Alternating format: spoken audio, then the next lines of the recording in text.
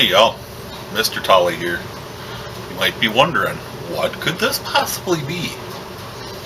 This is going to be a biker wallet. This was a suggestion from Mr. Stump Greenwood. Shout out to Stump. I'm trying to do this with as little stitching as necessary.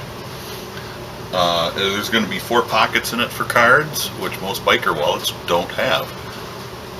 There will be room for cash and a checkbook. So it's my own design, of course, but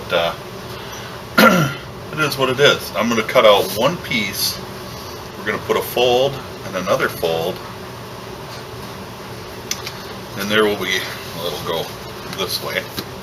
There will be 4 card pockets on this side. There won't be anything over here. I'm going to use brass colored snaps. And I'll have to put a couple of grommets in for a chain, unless he doesn't want a chain. But it's going to wind up for Stump. He's going to get to give it a test run for me to see how the design works out. So that's it in a nutshell. It should be pretty quick and easy. I need to cut out one big piece of leather. I'll show you how you do the folds in the leather. I'll cut out my 4 pockets. I'm using T-slots, and that would look like that, and they stack.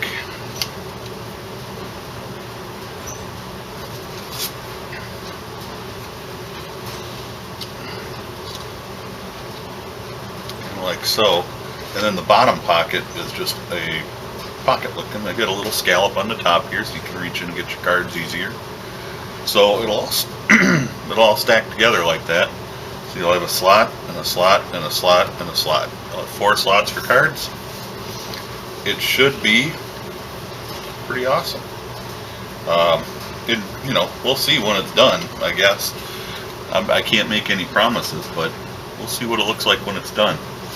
The snaps, I'm going to put 2 snaps to close it. They're going to go all the way through this side. But when you put a checkbook in there, it really doesn't slide all the way down anyway.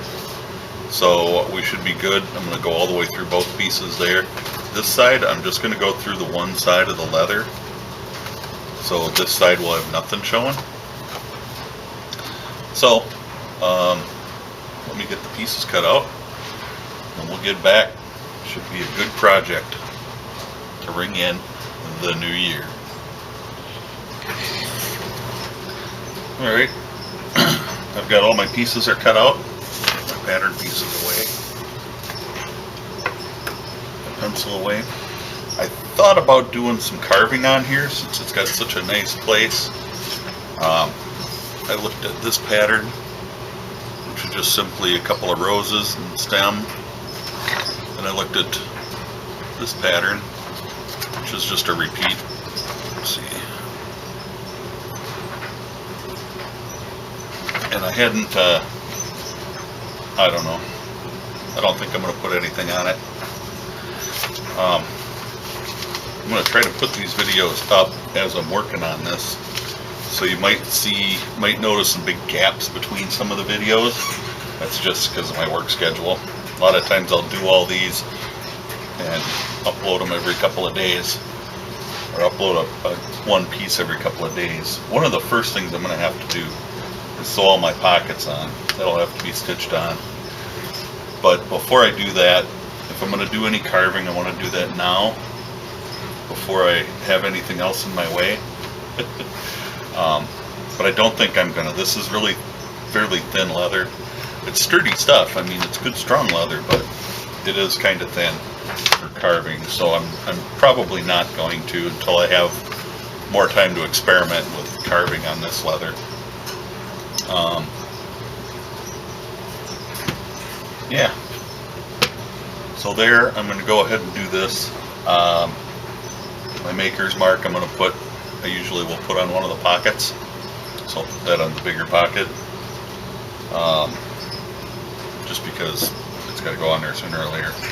So I'm going to go ahead and dye it. I think I'm just going to do a straight black. If I do another one of these, I might try carving it just for fun, or a wallet or something.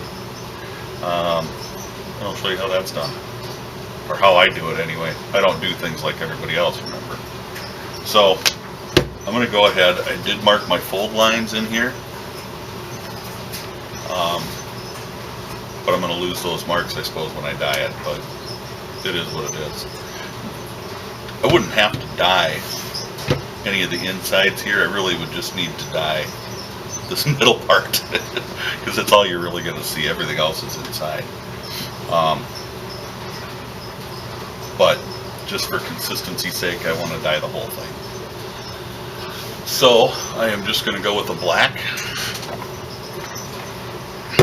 I don't case this leather. It seems like when I case it, just because it's thin, the dye soaks straight through, and it's just a nightmare when you try to even it out on the other side. The black isn't bad at all to do that with, but the brown and the saddle tan are horrible. Absolutely horrible. So I'm just going to go ahead. I'm going to quick dye the inside of all the pieces, and I'm going to let it sit overnight. So, and then I'll dye the front side. That'll take another overnight sitting. Usually I don't dye my material before I assemble it, except for the places that are inside. So I'm gonna, in this case, it's just easier to dye the whole thing right away. If I need to touch up the dye, the black is easy to touch up. So I'm gonna get it dyed up. It'll be a few days. I'll put this video up, and we'll get back with the next one.